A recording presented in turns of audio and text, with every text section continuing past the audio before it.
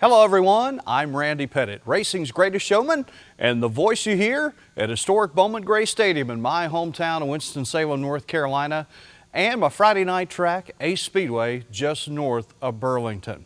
Well, thank you for the wonderful crowds we had at both Ace Speedway and Bowman Gray Stadium. Great patriotism on display, and thank you, before I forget, to all of our military, past and present, for preserving our freedom. We start our show off this week on a sad note. A shout out and much love going to our friend Jeff Ammernick, a videographer and a great friend of Bowman Gray Racing from WXII 12. A tragedy in the family. Jeff's stepdaughter, Chandler K. Sizemore Chavis, 24 years old and expecting her second child when her life was cut short tragically in a vehicle accident. From all of us at Bowman Gray and Ace Speedway and all race fans throughout our great nation, our thoughts and prayers are with Jeff Ammernick and his family. We also want to give a shout out to our good friend Bill Wilder, who was involved in a terrible highway crash and from all reports has broken his neck. Bill is on the way to recovery and we wish him and his family all the best. We also want to send out all of our thoughts and prayers to all the families anywhere in our extended racing family who are dealing with their own personal struggles. Well, let's recap the action from Saturday night, June the 26th at the Bowman Gray Stadium Madhouse, where two former champions returned and we have new point leaders in 3 different divisions. And the guy that's the very first repeat winner in modified racing at the Madhouse this year is not who most of you would expect. Oh, and by the way, it got a big first-time winner in the Sportsman division. Well, very familiar name. Burt Myers won the first of 2 25-lap modified races, and he finished 9th in the second race, won by John Holleman IV. Well, the reigning and 10-time Bowman Gray champion Burt Myers entered the double point night of June 26 at the Madhouse, tied for 3rd in the points with John Smith. But his 84th main event victory and his 5th top 10 finish of this young season was enough to vault past Danny Bohn and Jonathan Brown into the point lead. Of course, Myers is seeking a record-tying 5th straight title, and he is now 8 points ahead of Jonathan Brown, who was 8th and 7th in those races on June the 26th.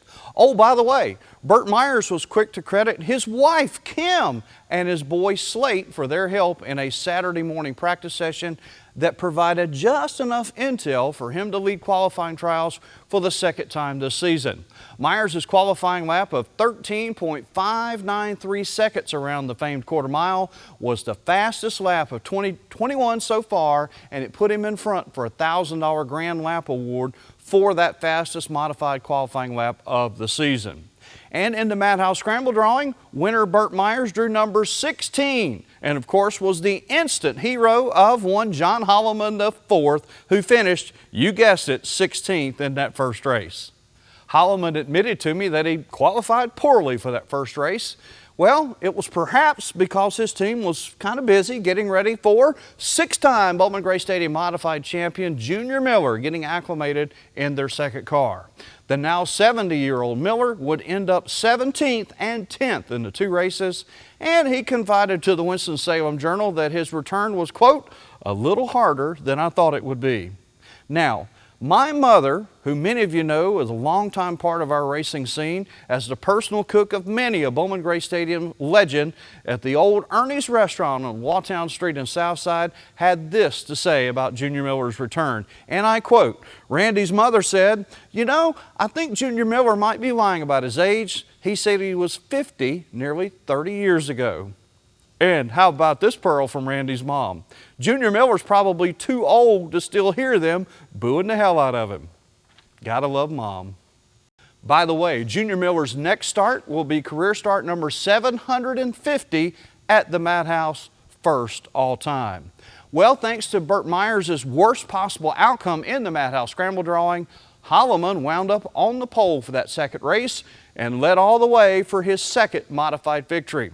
In a very nice gesture, Holleman skipped his usual Superman routine and dedicated the victory to our friend Jeff Ammernick of WXII 12 and his herding family.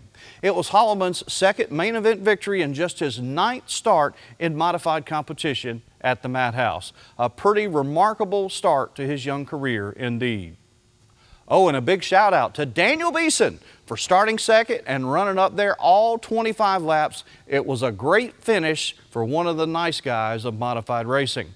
And the Hustle Award for Saturday night, June the 26th, well, in my mind, that would have to go to Danny Bohn, who hustled back from a broken drive shaft that ended his day early that same Saturday in the NASCAR Truck Series at Pocono, Pennsylvania. And then, unfortunately, Bohn's miserable luck continued at the Madhouse. The 2014 modified champion entered the night as the point leader, and he qualified a disappointing 11th for the first 25 lapper. He wound up finishing 9th in the first race and was hoping the race winner, Burt Myers, would draw 10th to invert the field. Didn't happen. Instead, Bohn started mid-pack for the second race and saw all of his hopes of salvaging the night go tumbling over the backstretch guardrail. Yes, Bohn's car literally went over the top of the guardrail in the backstretch in an effort to avoid Michael Clifton's machine. And this hurt doubly bad on a double point night where Bohn ended up 20th in that second race, and this dropped him all the way from first to a tie for 8th in the Brad's Golf Cars modified standings with John Holleman IV, both of those men now 42 points behind. But what would a man with the last name Bohn do? He'll just keep digging. There's a joke in there somewhere. You know, it will be double points again when the action gets cranked back up at the Madhouse this coming Saturday night, July the 10th. And what the Madhouse giveth, sometimes it taketh away. 10-time Bowman Gray Stadium modified champion Tim Brown has quietly stayed right in title contention. He qualified second and finished there in that first 25-lap race, and he bagged an 8th place finish in race number 2. So it's Burt Myers back on top, Jonathan Brown, John Boy, just 8 points behind in second, with Tim Brown and John Smith in a tie for third, just 12 points off the top. And big shout out to the Mayberry Bullet. Where's that Mayberry Mullet? Phil Stefanelli's number 17 machine with John Smith behind the wheel has finished 6th, 4th, 8th, 5th, 6th, and 5th again so far in this young season at the Madhouse. So big shout out to our friend the Mayberry Mullet for a great start to the season so far. And could you pick a better night for your very first victory in Madhouse Sportsman competition? Well, Spencer Martin dominated the Great Clips Sportsman 100, 101, 102, 103. Oh, Great Clips Sportsman 116, complete with not 1, not 2, but 3 overtimes. I think it was 3. Maybe I lost count. Well, and one after another, they kept lining up to take him down, and they could not do it. Tommy Neal, nope. Amber Lynn, nope. Zach Orr, nope. And many more tried and failed to swipe that trophy from Spencer Martin. So congratulations to the 2018 Street Stock Champion of the Madhouse, Spencer Martin, on a huge victory in sportsman competition. Well, and Tiger Tommy Neal somehow refired his beaten and battered machine, and he finished 6th, staying on top of the sportsman point standings by just 5 points. Our friend Amber Lynn, well, she drove like someone set her blonde hair extensions on fire. What do you mean? That's really her hair? She recovered from multiple excursions and incidents to rally for a second place finish that had much of the Madhouse on its feet for the overtime restarts.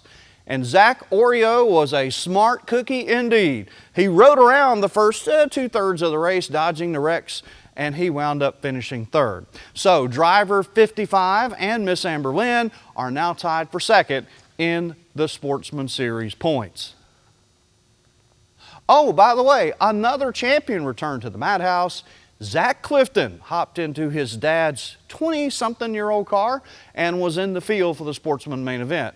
Well, the finish wasn't much to write home about, but it was really nice to see the 2015 Bowman Gray Sportsman champion back in action.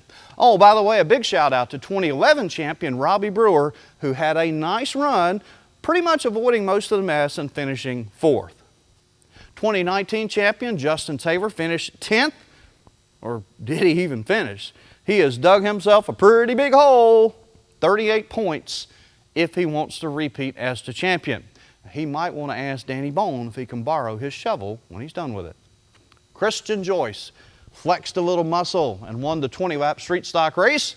It was the second Bowman Gray Stadium win of his career, and he may have ruffled a few feathers to do it. We'll see in the coming weeks. Oh, by the way, another new point leader, Gerald Robinson Jr., finished second for the second straight week and overtook Billy Gregg for the point lead.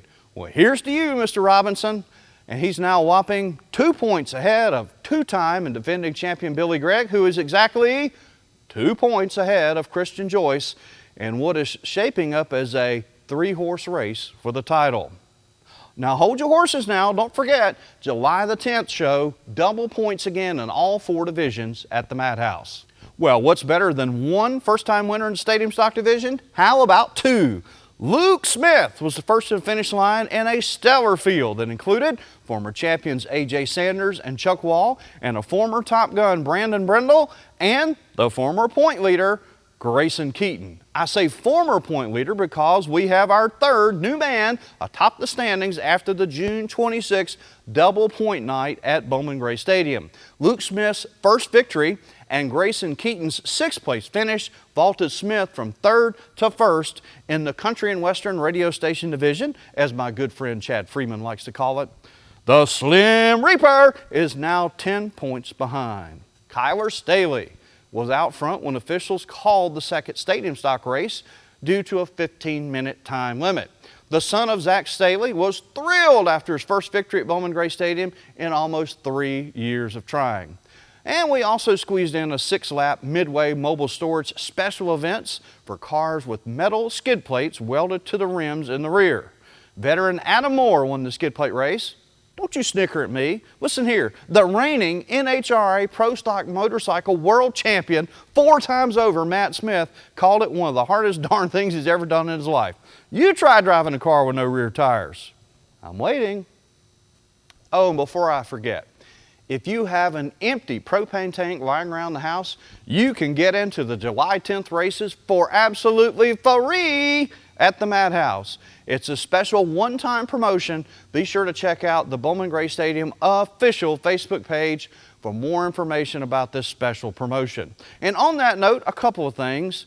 Please don't bring that bad boy up to the gate with a Marlboro light dangling from your mouth, please. And make sure it's empty. Grill your hamburgers and hot dogs, then bring the empty tank on Saturday night, July the 10th. It's one night only.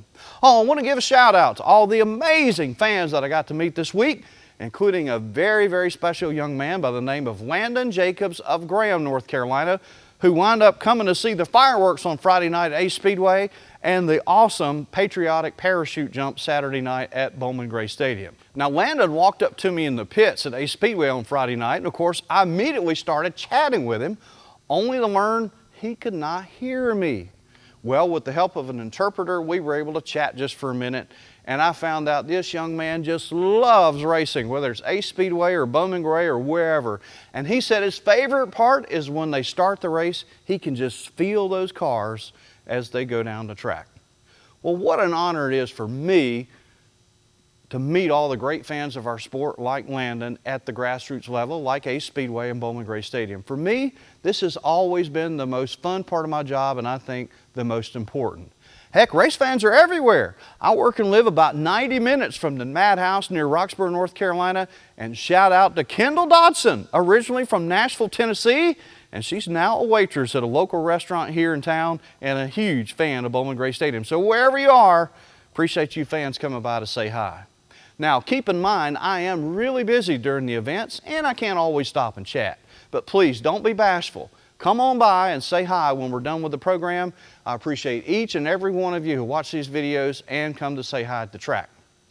On that note, get out there and support your local racetracks. They need your support.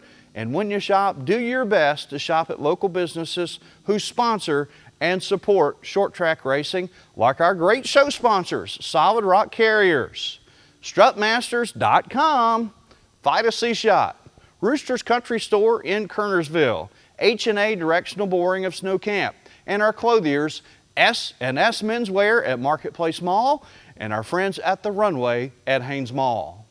Thanks again to my producer and good friend, the Monday Morning Racer, for all his help getting our videos on the air. I'm Randy Pettitt, racing's greatest showman. Hope you enjoy these videos. Be sure to like them, share them, and subscribe to our channel so we can grow and take care of those sponsors. And may all your days be race days.